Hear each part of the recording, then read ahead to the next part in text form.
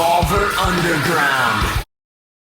Hey, what's going on, guys? It's EROCK, Revolver Underground here, checking out the Toxic Tuesdays at Velvet Margarita Cantina here in Hollywood. And I'm here with a very special guest. His name goes by Chuck, and he is in a great, freaking awesome band called Testament. What's going on, man? Still.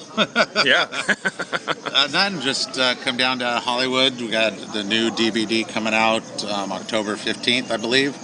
Dark Roots of Thrash. So we're here to kind of give everybody a sneak preview of it. Now that's kind of a dual, what, 2 discs and the DVD? Is that what it's going to be? Yeah, it's a double CD and DVD. Yeah, that's going to be awesome. It's actually came out. We're real proud of it. Actually, we put a lot of work into it, and every band member got an opinion and got to help edit with us. Yeah. And so everybody was involved. So I think it came out really well. The production on it, audio-wise, sounds really good. Yeah. Rock and roll, man. It's good because it covers our whole career from the beginning till where we're at today. And the last live DVD we did was live in London in 2005 when we first had the reunion of the original members.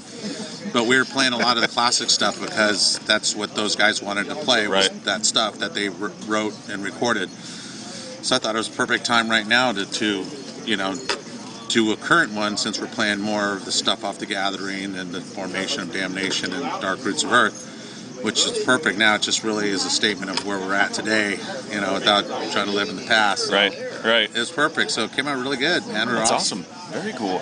Okay, so let's talk about this then. Okay, you kind of briefly said, you've been around the block. You've done some things, and I don't mean that in a bad way. That's you got a lot of wisdom behind that. And I want to know, you've been through so many different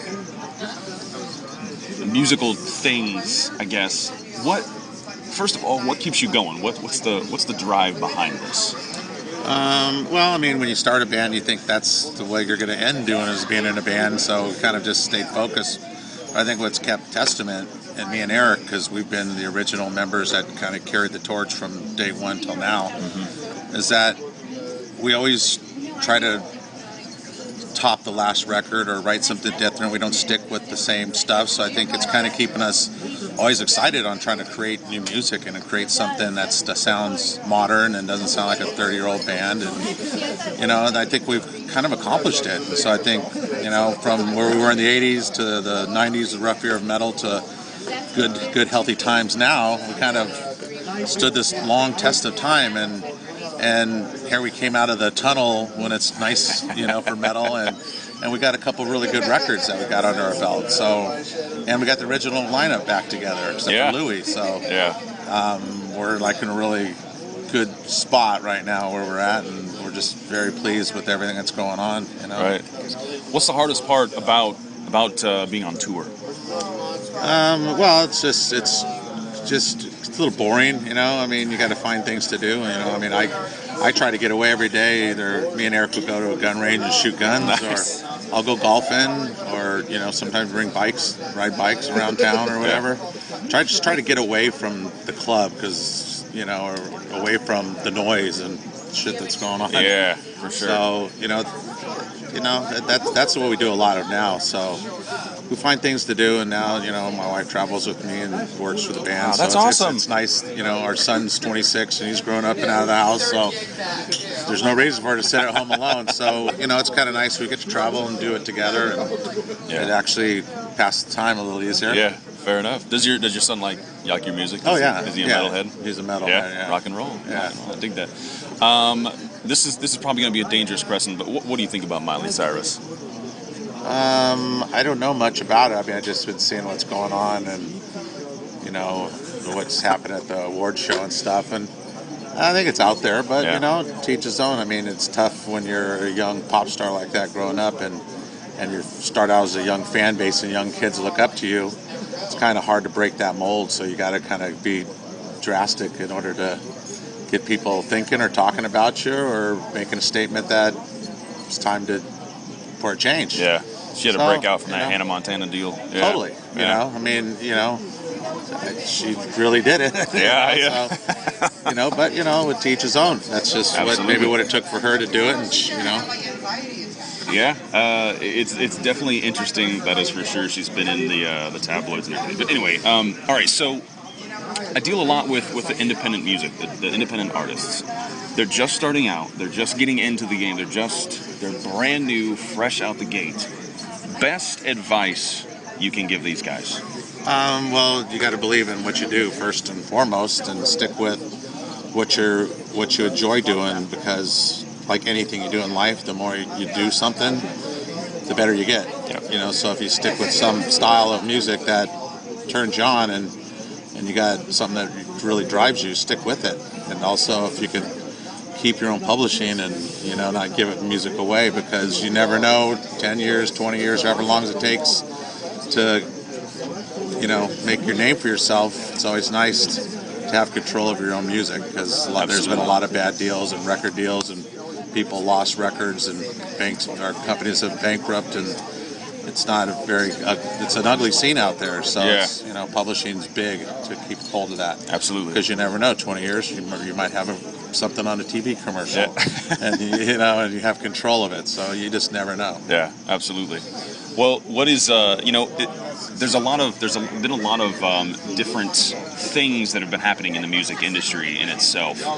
What are some of the things in a positive light? What are some of the things that you've seen since day one, since you started, that have really changed the game in a positive way in the industry? Well, the business part is it's gotten easier for artists and new artists to, because of technology, to do stuff. You know, you can do stuff at home in your garage with technology. If you got a good ear and you know what you want to sound like, you can put out some good records and good music for cheap, you know, and without having to go to a major label or get signed, or something sounds good and you got something going, people are going to listen and you know, pay attention to it. So I think that's probably the biggest thing, is just, you know, I mean, because there's no radio, there's no big record stores anymore. I mean, it's about getting it somewhere out there, and the internet helps. I mean, a lot of people look down on the internet and piracy and all that, but I think that's the biggest tool for any young band or old band or anybody who wants to get their music to everywhere in the world.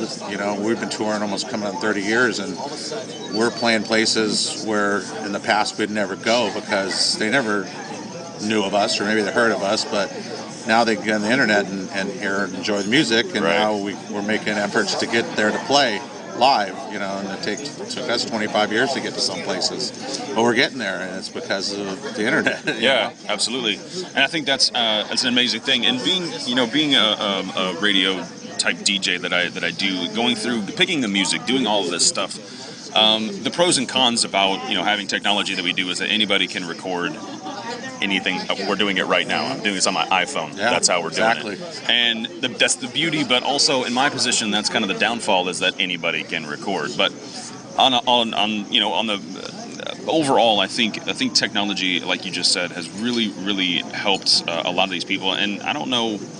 I'm torn on the piracy thing. I'm not sure. I mean, I understand that, you know, bands and artists need to make money. I get that.